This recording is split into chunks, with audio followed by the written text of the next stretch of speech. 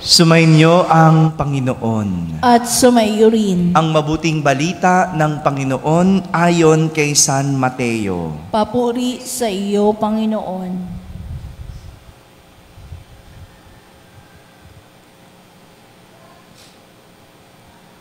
Noong panahong iyon, sinabi ni Jesus sa mga tao at sa kanyang mga alagad, ang mga eskriba at ang mga pariseyo ang kinikilalang tagapagpaliwanag ng kautusan ni Moises. Kaya't gawin ninyo ang itinuturo nila at sundin ang kanilang iniuutos. Ngunit huwag ninyong tularan ang kanilang gawa, sapagkat hindi nila isinasagawa ang kanilang ipinangangaral. Nagbibigkis sila ng mabibigat na dalahin at ipinapapasan sa mga tao. Ngunit ni daliri ay ayaw nilang igalaw upang tumulong sa pagdadala ng mga iyon. Pawang pakitang tao lamang ang kanilang mga gawa. Nilalaparan nila ang kanilang mga pilakterya at hinahabaan ang palawit sa laylayan ng kanilang mga damit.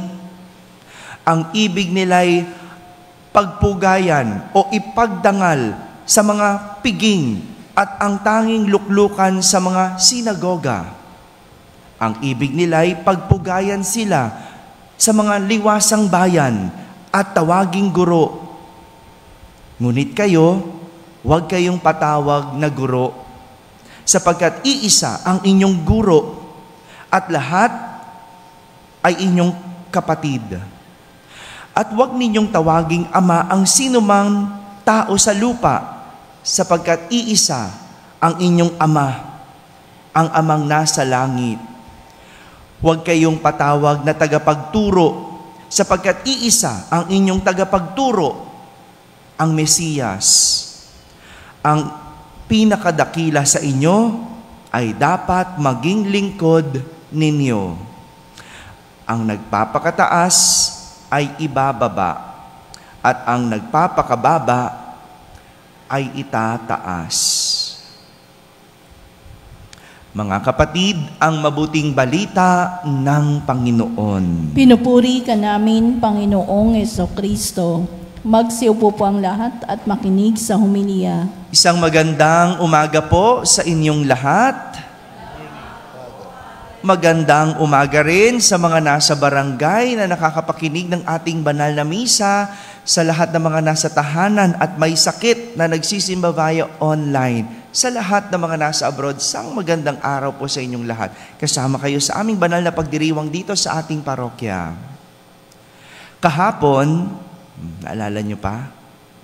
Kahapon, aral tungkol sa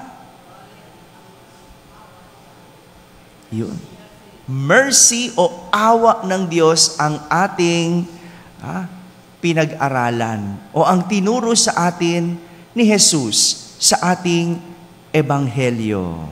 Mercy. Naalala nyo pa yung Latin word ng mercy? Merces. Yun, merces. No?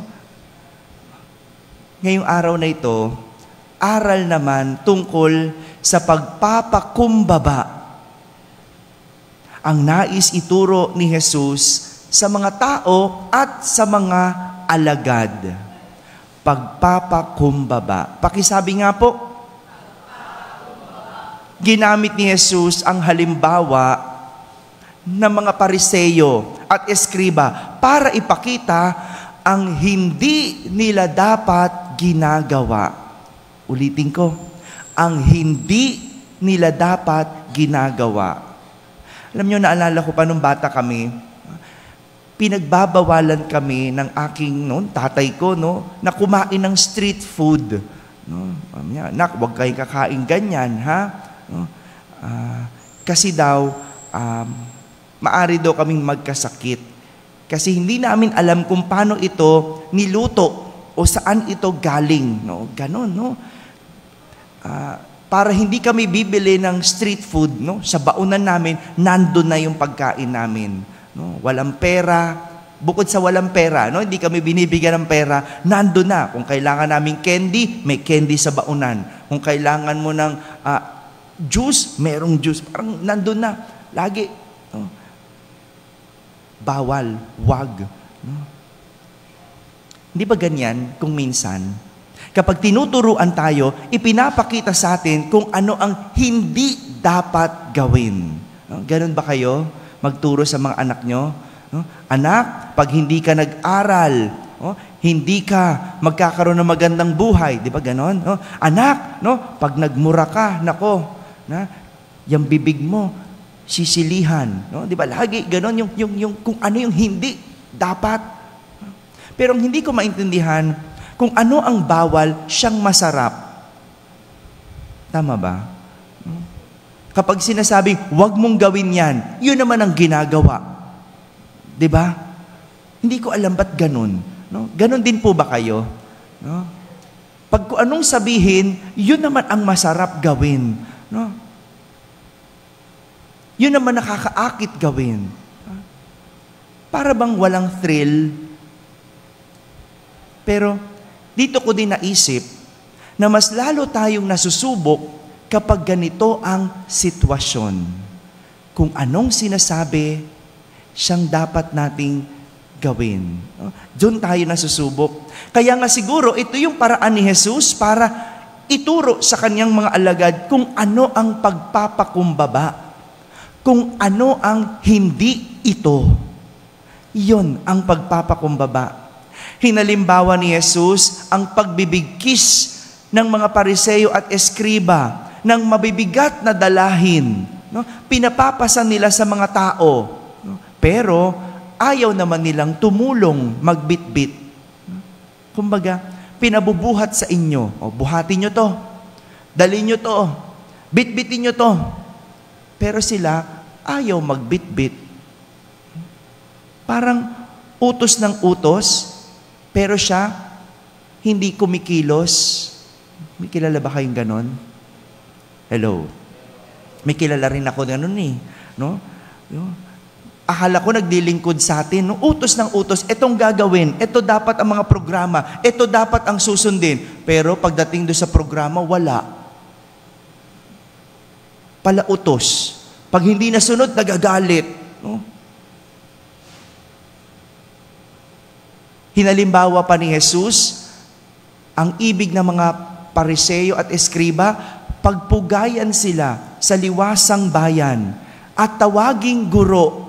Mahilig may ganyan, no? Yung mahilig sa titulo. No? Pinagpupugayan ng mga tao, pero hindi naman kumikilos ayon sa posisyon. No? Gusto lang may titulo, gusto tawaging guro, gusto tawaging lingkod, gusto tawaging presidente, gusto tawaging vice-presidente, gusto tawaging senador, gusto tawaging mayor. Pero hindi naman kumikilos ayon sa posisyon. Hindi ganyan ang pagpapakumbaba. Dahil kung anuman ang kabaligtaran nito, iyon ang tunay na kababaan ng loob. Naintindihan niyo ba yon? Ganon ituro ang pagpapakumbaba. Marami sa atin ang habol, titulo, pero hindi naman handang tumulong. Kaya nga ang paalala ni Jesus, ang pinakadakila sa inyo ay dapat maging lingkod ninyo. Yan ang kahulugan ng pagpapakumbaba, ang pagiging lingkod. Dahil walang lingkod ang marunong pa sa amo. Tama? Walang lingkod ang mas nasusunod pa sa amo. Tama? Kaya kung ikaw ay lingkod, handa ka dapat makinig. Handa ka dapat sumunod. Handa ka dapat kumilos. Yan yung tinuturo ni Jesus sa mga tao at sa kanyang mga alagad. Hindi ito titulo. Ang pagsunod sa Diyos, hindi titulo, kundi isang paglilingkod. Paglilingkod. Kaya nga, ang paalala ng ating Salmo Responsorio, alala nyo pa? Kakasabi lang natin, ang masunurin sa Diyos ay sasagipin niyang lubos. Yan ang katangian ng isang lingkod. Marunong sumunod.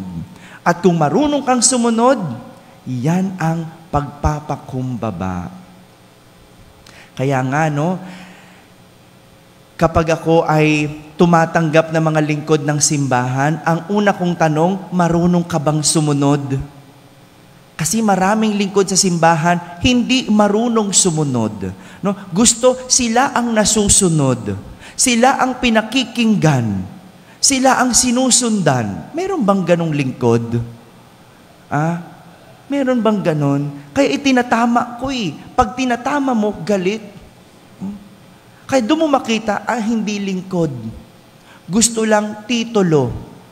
Gusto lang pangalang Mother Butler. Gusto lang pangalan lektor.